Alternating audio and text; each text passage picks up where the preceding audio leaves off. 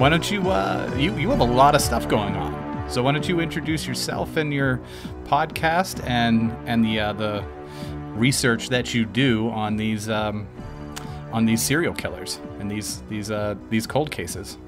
Yeah, so I'm pretty much started out, as not a blogger necessarily, but a little bit of writing and stuff, and then I eventually launched a blog that I've been putting off for a while. Launched it this year, February, and then I sort of was working with some people on the podcast angle, and luckily I got linked up with Mike Ferguson, and he hosts True Crime All the Time and True Crime All the Time Unsolved, and we both got together and talked, and we felt there's a good fit there for us to do a podcast. So we just launched our podcast, Criminology, but before that, I did a lot of research on the Zodiac killer, especially. That's one of the biggest cases that I've researched.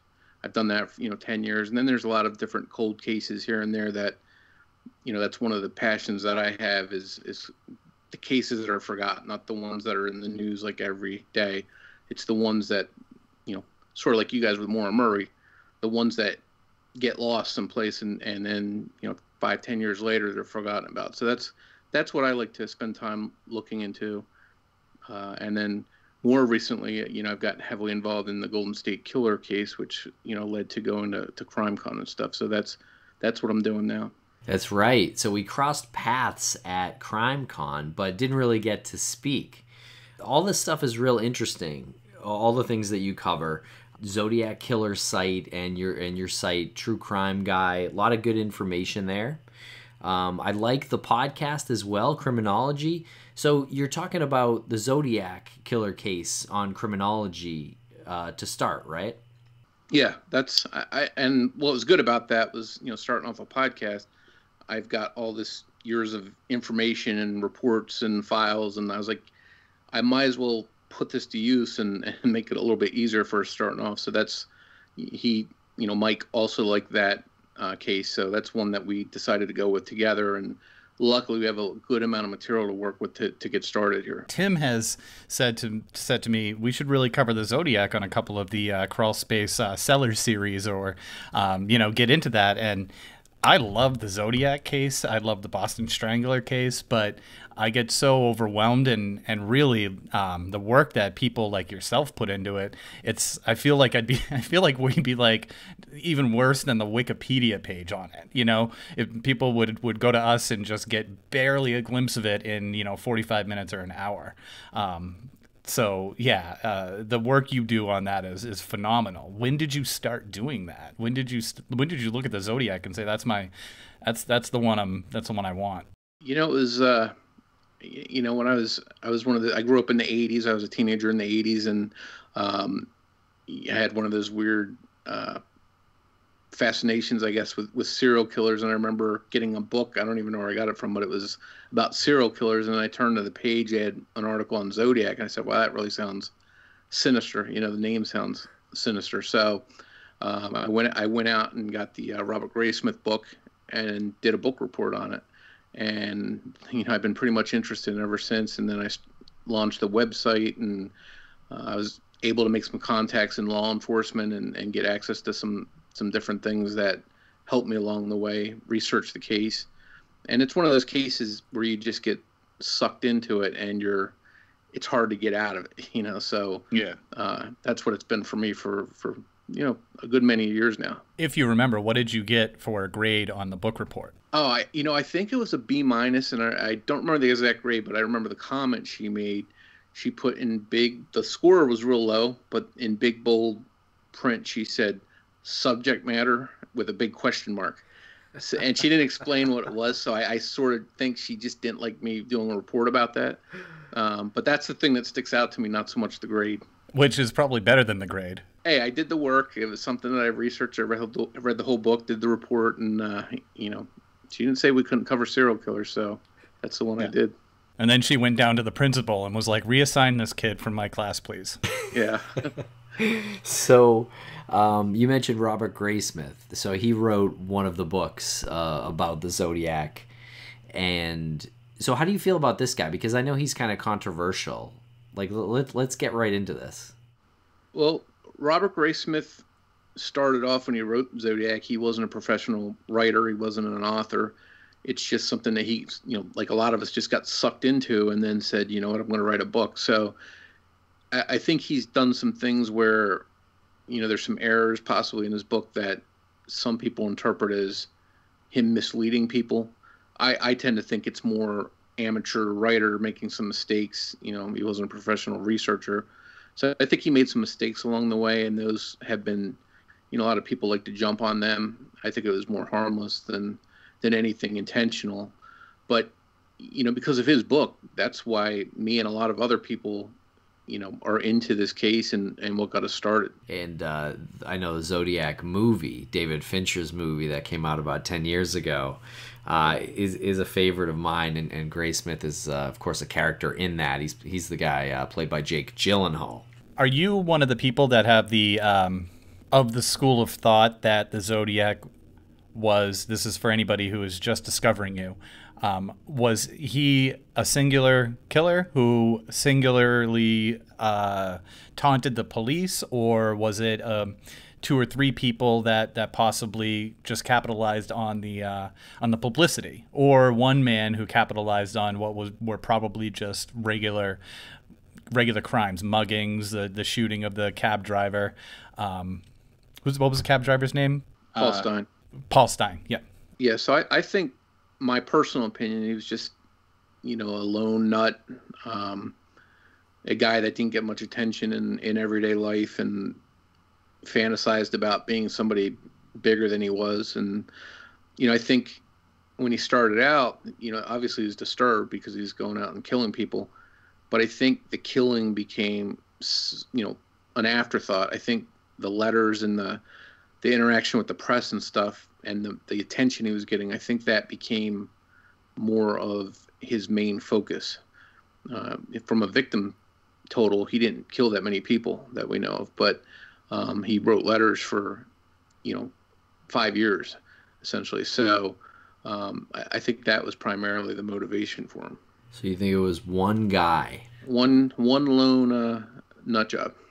How come he was never caught? I think he was lucky. I think that was part of it. I mean, he'd never get away with it today. He'd be caught pretty quickly today. But I think he was lucky was the biggest thing.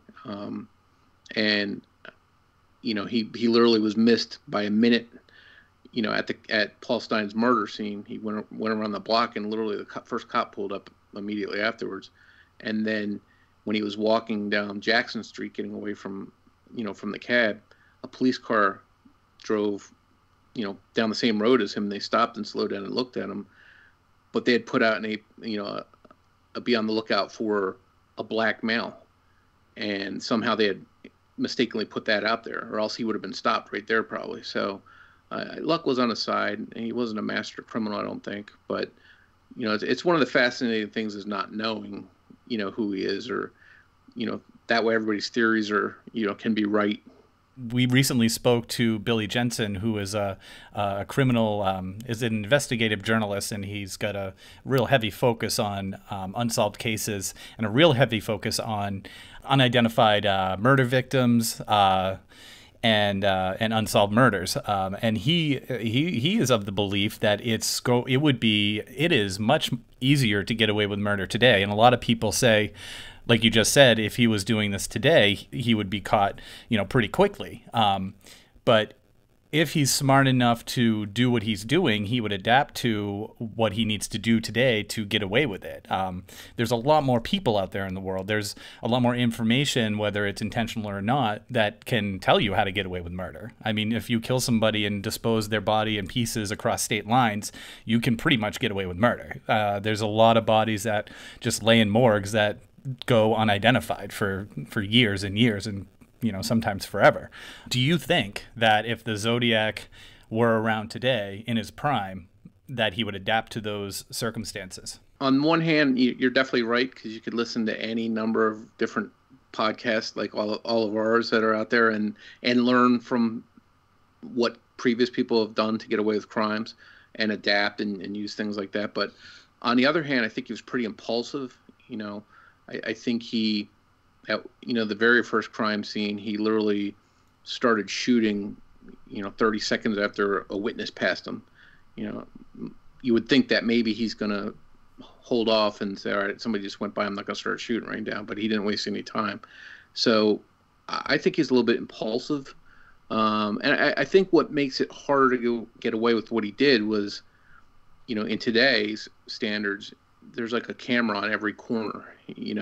I just think at some point he'd slip up, but they'd get a license plate, something. And, with DNA advancements and stuff like that now, I just think there's too much working against him to pull something off like he did back then today. You mentioned if he'd listened to podcasts, maybe he'd have an easier time getting away with it. I find that pretty interesting.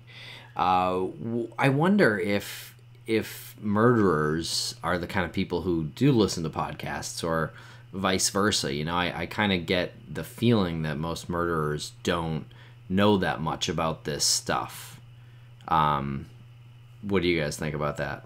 Yeah, I think you're right. I don't think there's many murderers out there listening to true crime podcasts because they're out there living it. They're out there doing the stuff that everybody else is talking about on these podcasts. So I don't think they necessarily have an interest in listening to the podcast when they can just go out there and do what we're all talking about. What are you going to listen to when you're in your car stalking your victim? Well, yeah, I don't know.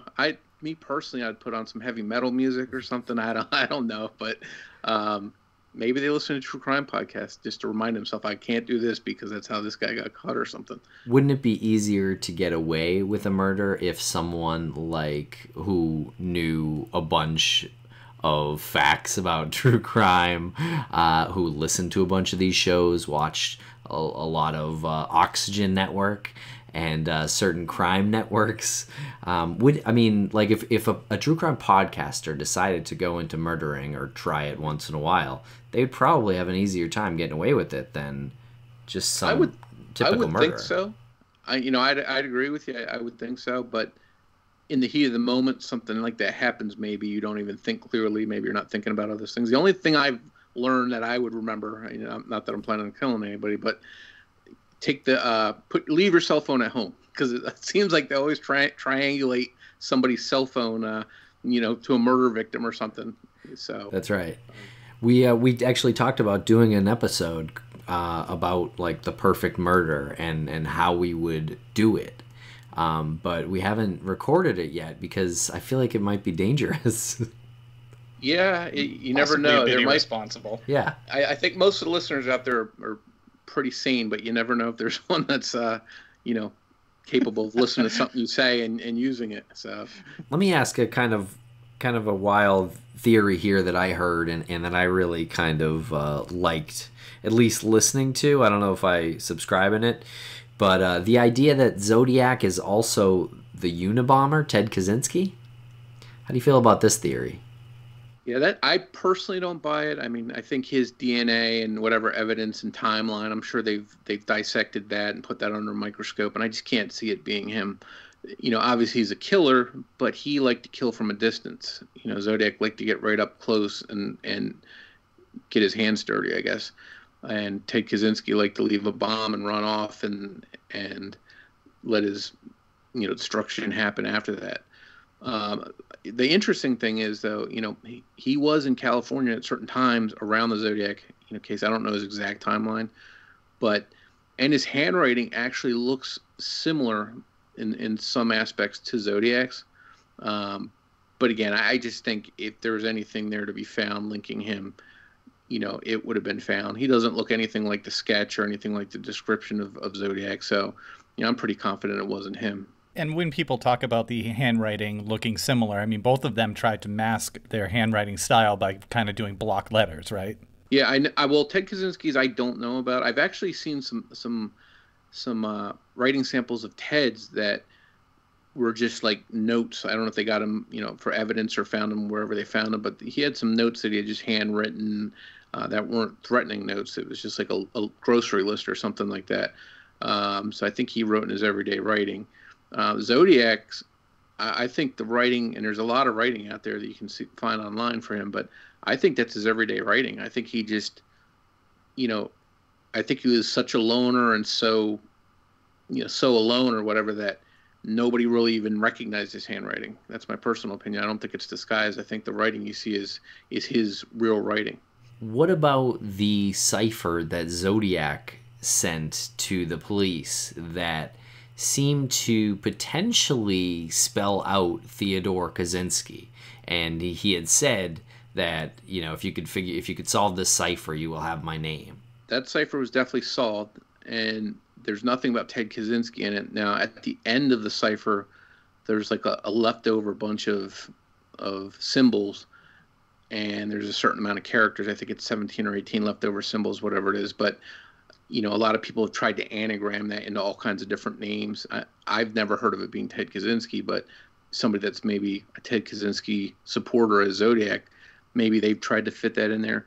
I think the most common belief of, you know, for cipher experts anyways, is that it was just leftover, you know, symbols to make the cipher appear more uniform.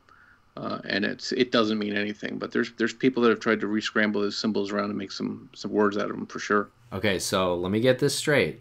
What you're saying right now is that the Zodiac was a very personal killer, and he killed people up close, and Ted Kaczynski killed people from a distance, and if, by chance, they happen to be the same person, then we'd be talking about potentially the most interesting and prolific serial killer of all time. You'd be right. If he turned out somehow to be the Zodiac, then, you know, that'd be a big story for sure. I'm not sure how I don't know if you've been working in the White House press office, but I'm not sure how you just made his complete denial that he believed in that into. So what you're saying is it's such a long shot that if it were true. Thank you. I was working on that spin for a minute there. Is Sean Spicer in this room? He's writing for us now. I think that's what the leftover symbols spell, is Sean Spicer. Okay. Or Ted Cruz, because the Ted Cruz the Zodiac stuff was going around. But oh yeah. Oh, that's good. So what you said that you looked at some samples of. I think it's great that you called the Unabomber Ted. You looked at some examples of Ted's writing, and you've seen. You've spoken to the police about the Zodiac. Can you talk a little bit about the interaction that you've had with law enforcement and what their reaction is, and what you have to say to get your eyes and hands on some of this evidence? You know, it's a mixed bag when you talk to investigators about the Zodiac case, because half of them are, you know, 30 years old, 35 years old, and they weren't even alive when the case was happening. Half of them don't know a lot about the case. They get stuck where it's like a rotating thing for 6 months or 12 months. It's their turn to manage the case, and then after 6 or 12 months, they'll rotate it to another detective. So most of the detectives that I talk to are not happy to have it, because I think what it brings out is it brings out a lot of nut jobs that come out with these wacky, crazy theories, and I think they have to take them. You know, they're the tips and stuff that come in. They have to at least look at them, note them, whatever they got to do with them. But it costs them time, you know, to do that stuff. And I think for a lot of investigators, they just don't want the Zodiac case on their plate. And I've talked to several of them, but there's been one in Napa, there's one in Vallejo that were interested and worked the case, you know, enthusiastically, and you know, that are still hoping it's solved, and felt, I don't want to say honored to have the case, but felt like it was their duty to try and solve the case just as if it was a fresh case. How do you even know when it's right to pick up the phone or to visit the police, to visit law enforcement, to say, I feel like it's appropriate right now, and what I have to ask them is going to be worth their time? Most of the time I'll start off saying, I run a Zodiac site. You know, I have people that email me with tips and theories and whatnot. And if it's something that looks like it could be legit, you know, I'll pass it along, because for all we know, they might have that tip or that information already in the case file someplace. So it might, you know, be something that they're interested in. But luckily, you know, I've been introduced to enough people where I can call them up and say, hey, I'm Mike Morford, and so recommended me to call you. And once I drop a name, then they're usually okay. They're usually okay, no problem. And then they're willing to talk with me and stuff. And just by talking to you now, it's apparent that you're a level-headed human being. And you have obviously thought about that attitude when you approach law enforcement. We've been trying to, because we see this like big influx in the armchair detectives and the citizen detectives, and all of a sudden it becomes a responsibility to say, when we have people like yourself on, to really push that, don't contact law enforcement if you have this gut feeling. Contact law enforcement when, like you said, you had a reference and you contacted them and said, hey, this guy thinks that I should talk to you.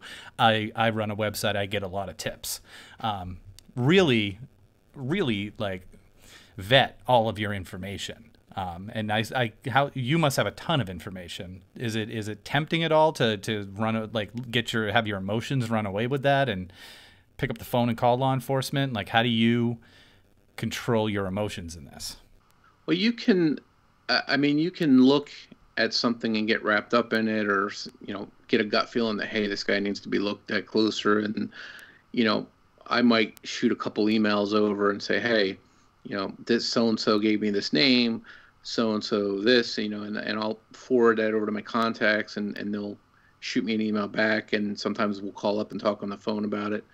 But you're right. You don't want to hit them up with every little, tidbit, every little feeling that you have, because at some point it's like the boy that cried wolf. You call them 30 times with 30 different names and stuff, they're going to start not taking you seriously.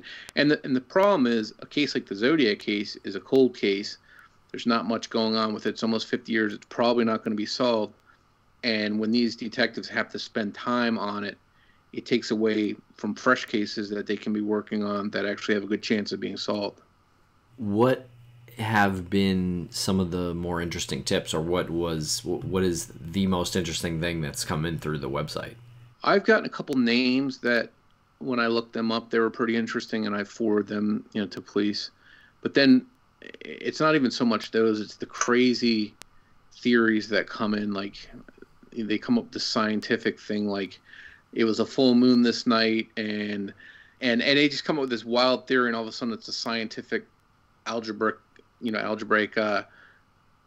theory that they come up with, and it's like you can't even understand what they're talking about. So it's like, I'm not going to send this to the police. It's bonkers, So things like that come in a lot, unfortunately. But once in a while I get a good name or something that has some good information along with it. I'll send that over to police.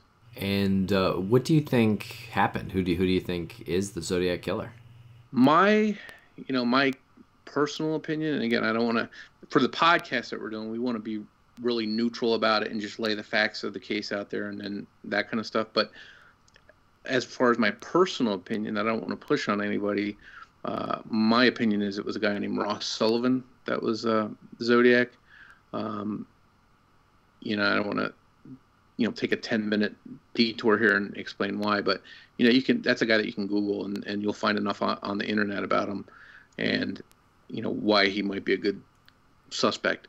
Wow. But just like every suspect, though, there's there's pros and cons, and you have to really be careful when you're throwing somebody's name out there. Of course, most of the suspects are dead by now, so you don't have to really worry about getting sued by them or anything like that. But you don't want to throw somebody's name out there without having some good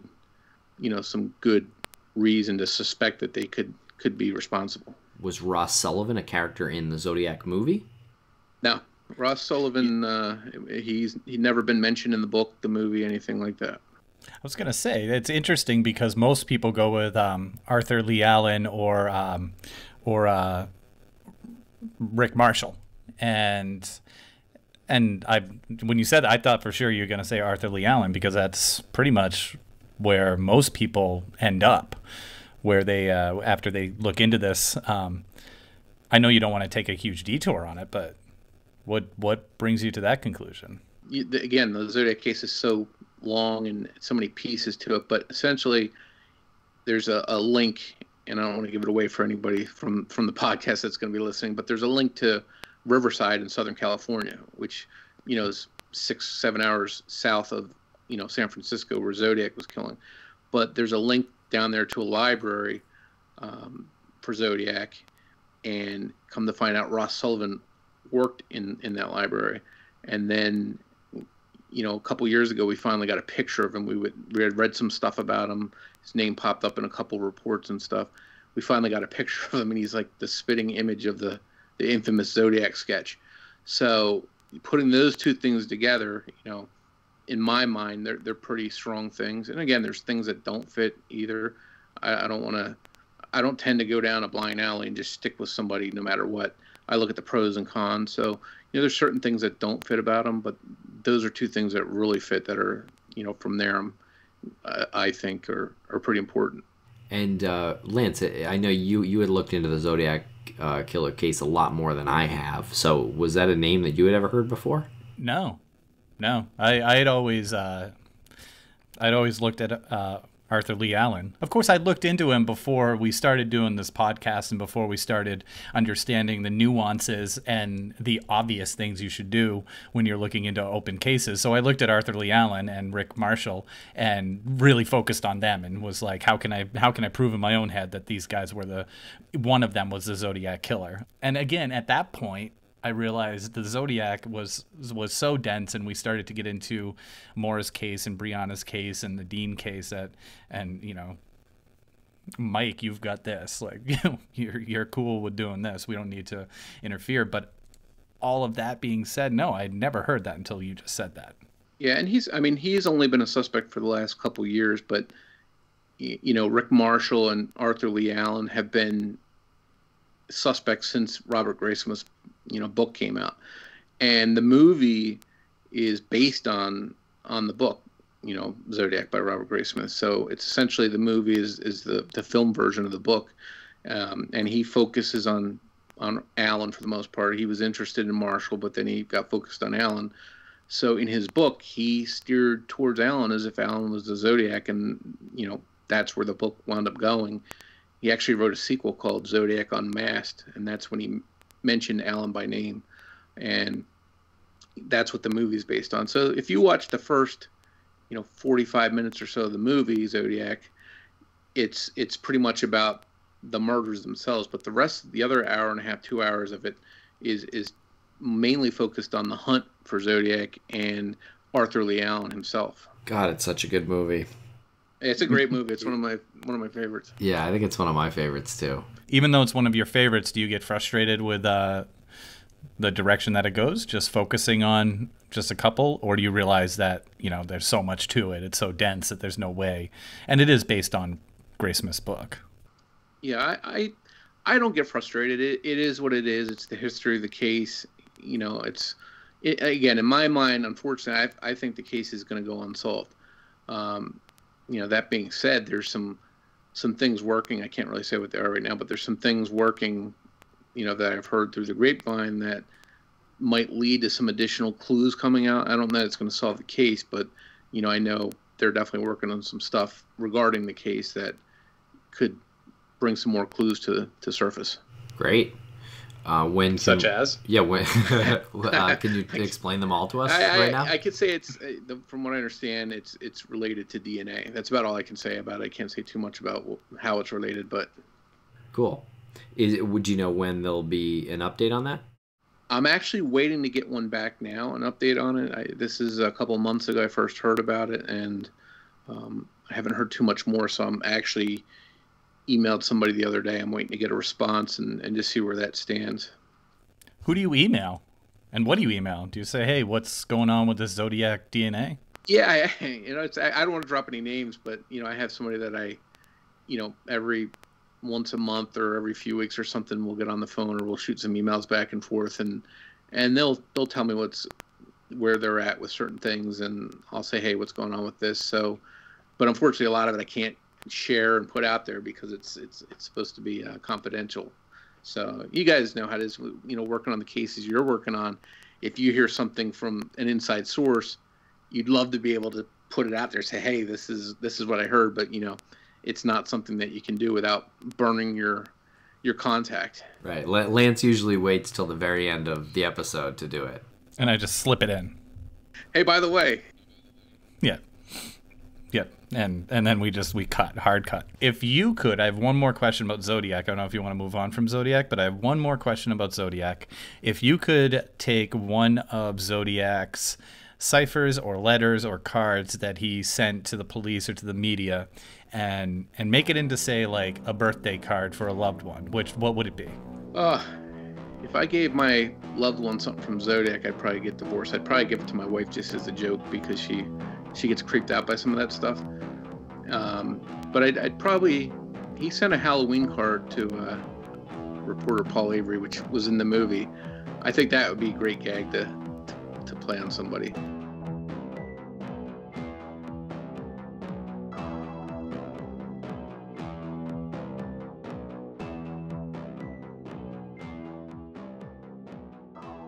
Tim, you're a busy guy. I'm a busy guy. Sometimes during the day, you don't have time for lunch and you get hungry. And before you know it, you're super hungry and you want to grab something quick on the run. And protein bars are good. But is there something out there that's a whole food protein bar? You know, something that is made with 100% whole ingredients and is completely transparent about what's in their bars? Funny you ask.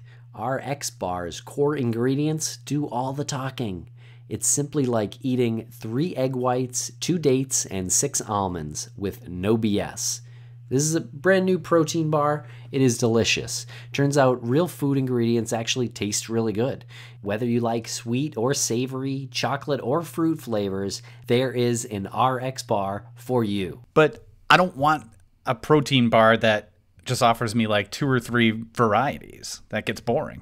It comes in 11 delicious flavor varieties. No added sugar, no artificial colors, artificial flavors, preservatives, or fillers. Now, recently I thought that I might have an allergy to like gluten or soy or dairy. It's probably all in my head, but I just want to be safe. This is the perfect snack at your office or breakfast on the go. They taste delicious. Oh, you know what this would be great for? You know that I work out like nonstop. I mean, to get this Adonis figure, and is there that this would be perfect for my my pre and post, and perhaps because they go long, my during workout snacks. Yeah, sure. For 25% off your first order, visit rxbar/crawl and enter promo code crawl at checkout. I'm so excited. I'm going to go to RXBar, that's rxbar.com/crawl. Promo code is crawl.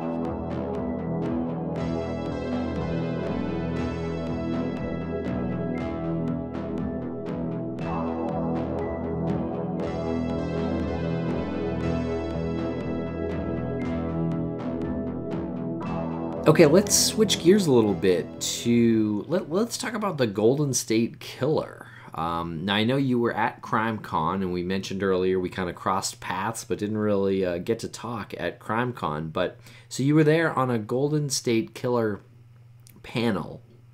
Now, tell us about this. The Golden State Killer, for anybody out there listening that's not familiar with the case, is California's worst prolific serial offender, if not the country's. It's a guy that committed 50 rapes and 12 murders and is still uncaught. Compared to him, Zodiac was a minnow compared to him. It's night and day difference. He came into people's houses, tied them up, raped them, murdered them. So it's a little bit of a different killer. And what had happened was he never had a really good name. He was the East Area Rapist, and then he was the original Night Stalker, and then he became the Golden State Killer. That's finally the name that most of us use now. But, it was a case that a lot of people just weren't aware of. And they're like, how can this be like California's worst serial killer? And I've never heard of him. So what happened was, a couple years back, I'm going to guess it was about 2 years ago maybe, Michelle McNamara and I used to correspond about some different cases we had some interest in, and we'd shoot some emails back and forth. And we used to talk about Zodiac, but she sort of moved on from Zodiac, and she had really gotten hooked on the Golden State Killer. And she sent me an email and asked if I'd be interested in, jumping into that case the way that I jumped into Zodiac, because, there's a lot more material there. There's a lot of stuff a lot of clues and stuff. And at the time, I was really busy with the Zodiac stuff and some other stuff I was working on, and I had I turned her down. And then unfortunately she wound up dying, last year, and at that point I sort of, felt, guilty for not taking her up on the offer to look into the case. So at that point, once she passed away, I was like, I'm gonna go ahead and look into the case. And I wound up digging, and I got in contact with some of the law enforcement, contacts, I guess, that I was given, and start a little dialogue with them. And then one thing led to another, and then so I was able to get a lot of information, and there's a good site, a good Golden State Killer site on Pro Boards. It's a forum, and on there I was able to make friends with a couple surviving victims, Jane Carson Sandler, and she was actually the 5th rape victim that survived. But then on the forum was Debbie Domingo. She's the daughter of one of the murder victims, and also on the forum was Michelle Cruz, and her sister was Janelle Cruz, and she was the last victim of the Golden State Killer. And we just got to talking a little bit, and I'm going to guess it was back in February maybe. I heard about CrimeCon. I said, well, I'm definitely going to this. I said, this sounds way too cool not to go to it. I didn't have any ambitions about doing anything. I just wanted to go there and meet some people and check out the stuff. And I reached out to them. I said, why don't you see if CrimeCon will take you guys and have you there to talk about this case and bring some attention to it. So they said, well, that sounds like a good idea. So they actually reached out to CrimeCon, and CrimeCon was receptive, and they said, yeah, we'd love to have you out there. So, they got together and said, we're going to go. But they reached back out to me, the ladies did, and they're like, Mike, can you come along with us and come on stage with us and be part of this, which was really a big honor. It's not something I was planning on, but I said, yeah, I definitely would do that for you. So at the presentation we did, I don't know if you guys were in there for that part of it, but, essentially each of the ladies gave a personal story about how a rapist and murderer affected their lives. And I followed those. It was hard to follow them up, but we did the presentation. I followed up last and did a really good attempt to try and put as much material out about the case as possible. And it was crazy. I think we had 300 or 400 people in there, I'm going to guess, but at the end of it, there was just people coming up the stage. Oh, I never heard about this. I never heard about that. Can you tell me more about that? It was just weird. And then we went back to the booth, and there was just a slew of people coming over asking questions. There were people crying, hearing the stories that these 3 brave women are telling on stage. It was moving to people to tears. So that was something that was a real honor to be part of. It wasn't something I planned on doing, but I'm really glad I did. That's incredible. I talk about an honor, right? To be invited by these not direct victims, but very secondary victims to this. The original Night Stalker is the Golden State Killer. Is the most prolific serial killer in your opinion, or is it a fact in America? I'm not going to say America. I'm definitely going to say probably California. It's not just the murders. He's got 12 murders. I'm sure there's serial killers out there with bigger numbers, but it's the 50 rapes that are really disturbing too. To go in to somebody's house and get away with that at least 50 times on top of the 12 murders. And the sad thing is if he's caught today, he can't even be tried for the rapes. It's all about the murders. But there's some good hope that they're going to catch him. And he's young enough that he, unlike Zodiac, he's young enough he probably could still be alive, and they're working hard to catch him. Yeah, so he can't be charged for the rapes because of the statute of limitation. Yep. On the crime of rape, which is completely fucked up. Yeah. That has to be in the category of, that has to be changed. It has to be in the category, murder has no statute of limitations. Rape, especially when it's when you have invaded the home. It's a premeditated rape. That has to be changed. There has to be no statute of limitations on that. That's absolutely crazy that he could get away with, what did you say, 50 rapes if he was caught today. because just time ran out. I just decided to stop doing it. Yeah, and you know, from what I've heard, and you know, I don't want to speak bad of the police. I never want to do that, but from what I understand, as soon as the statute of limitations was out on the rapes, you know, Sacramento was where he started. They pretty much threw out most everything associated with the rapes, so they lost a lot of different files and reports, and who knows what kind of clues were in there and stuff. So, you know, it's playing catch up basically at this point, trying to, you know, see what suspects they have, if they've already been looked at, rolled out, or whatever. Now, I feel like this would be something where if you were to contact Sacramento, which I'm sure you have, I feel like this could be something where the statute of limitations is running out. They might welcome some sort of citizen detective to come along and say, I'll do the legwork for you. You guys do your, you know, I know you can't allocate men and budget to this case, but, you know, just tell me, you know, what I need to know as I need to know it, and I'll try to put the pieces together, especially after looking at your track record. You know, you're not going to go out and make a, you're not going to exploit this. Yeah, I mean, and they're getting a lot of tips, not just, you know, me talking to them or anything. And I actually did turn in, you know, the contact that I have in law enforcement, I was able to give them a pretty good amount of names that I developed for one reason or another, and they checked a bunch of them out, and one of them was actually elevated to a DNA collection based on what I gave him. So, and you know, it took I think 8 or 9 months, but he got ruled out. He's a pretty good, you know, suspect in my mind, but after that I just moved on and kept going. But they do take some of the stuff seriously. I think they get a lot of tips. And what happened was, to mark the 40th anniversary of the case starting, it started in 76. Last summer, they had a giant news conference and announced a new effort to catch him, and they put out a $50,000 reward, which is, to me, is nothing for that level of crime. You know, the amount of murders and rapes that he did, $50,000 in the state of California is peanuts.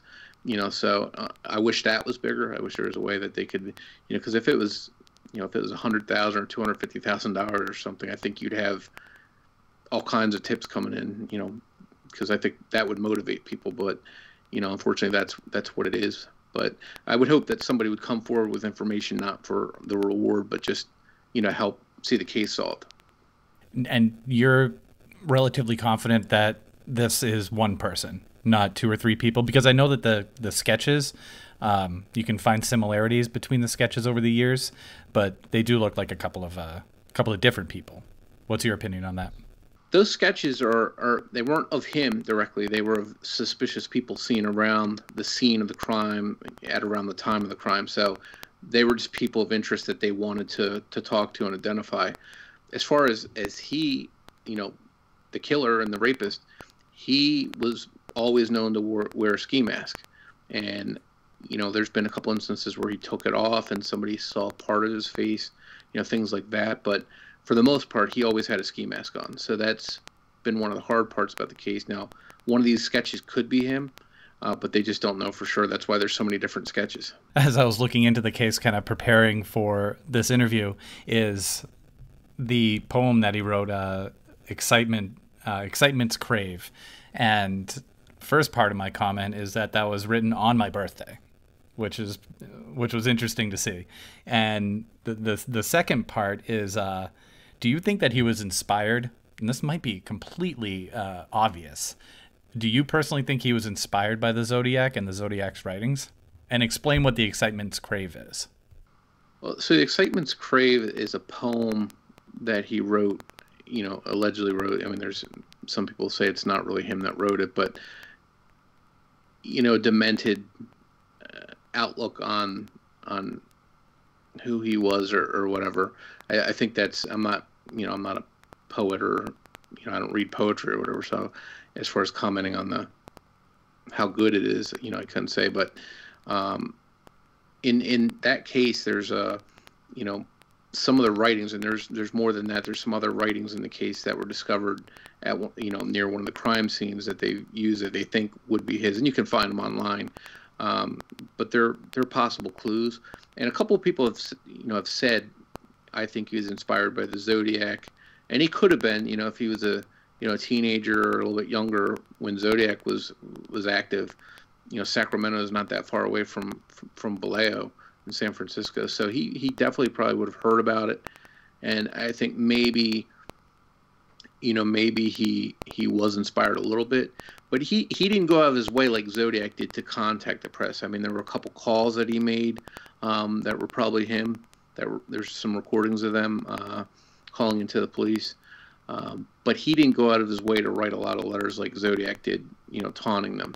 And their crimes are definitely different. Zodiac would find lone couples out, on a lover's lane someplace and randomly shoot them, whereas the Golden State Killer would target them for weeks in advance, months in advance. Sometimes he would make calls to them and just hang up or do heavy breathing and stuff like that ahead of time.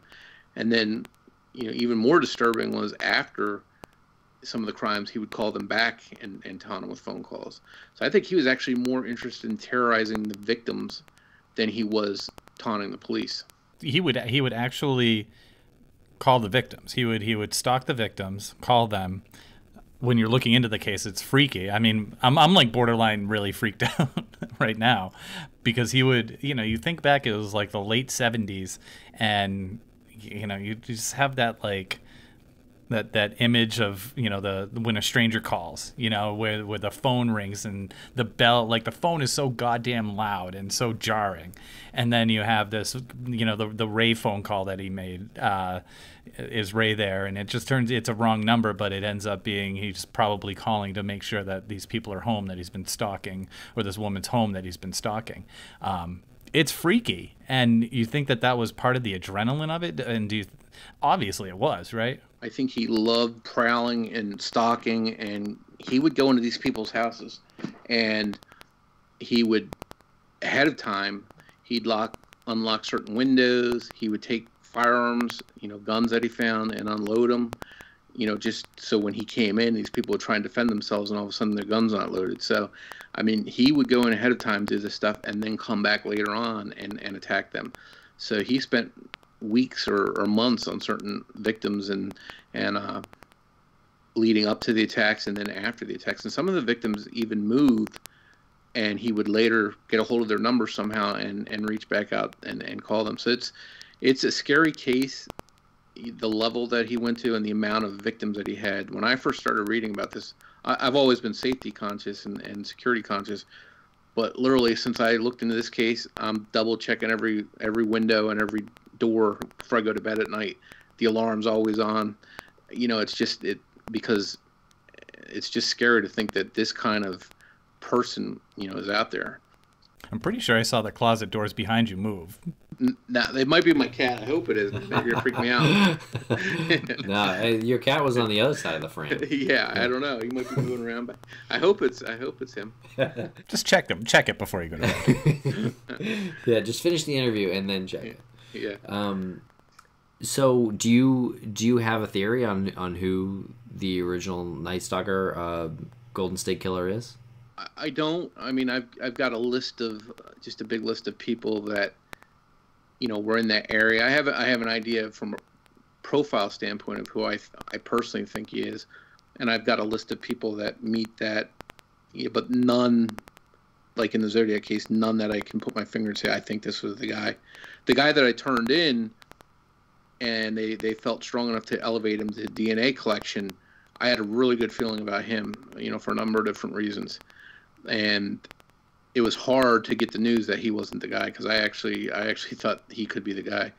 But, like some people, when they get that news that their person of interest is not the guy, they just can't let go of it. And they're like, well, what if he was this? And what if he used a wig? And, they explain away different things of why that person wasn't the right guy. Whereas me, it's like flush them and then move on to the next one. So I try and keep an open mind when I'm doing this stuff. This is the original Night Stalker, not to be confused with the Night Stalker Richard Ramirez. Why do you think Richard Ramirez is more of a household name than this original Night Stalker? Is it because he was caught and he had this personality to him? I think it was the whole satanic, evil, angle to it, because I think back then Satanism was like, people were terrified of it, and heavy metal music back then, they were terrified that it was influencing people, and I think he used that spotlight to try and scare people, and I think that's what did it. And part of it's the names, because when the Golden State Killer started up in Sacramento with the rapes, he was known as the East Area Rapist. And when he moved down to Southern California, he was called the Night Stalker. But he was doing this before Richard Ramirez started doing his stuff. So that's why he's called the original Night Stalker, because they called him the Night Stalker before Richard Ramirez. But I think a combination of the two names in different parts of the state was kind of confusing. That's why more people hadn't heard of him. And then, it was a few years ago that Michelle McNamara is actually the one that came up with the name Golden State Killer. And that pretty much covered him across the board. And that's what a lot of people refer to him now as. Okay, well, thank you very much, Mike Morford. Check out truecrimeguy.com and zodiackillersite.com and the new podcast Criminology with Mike and Mike. We could go on and on, but we really don't want to freak anybody out. The door did open behind you. Your closet door did open. Just starting to freak me out now. Okay, I was going to say.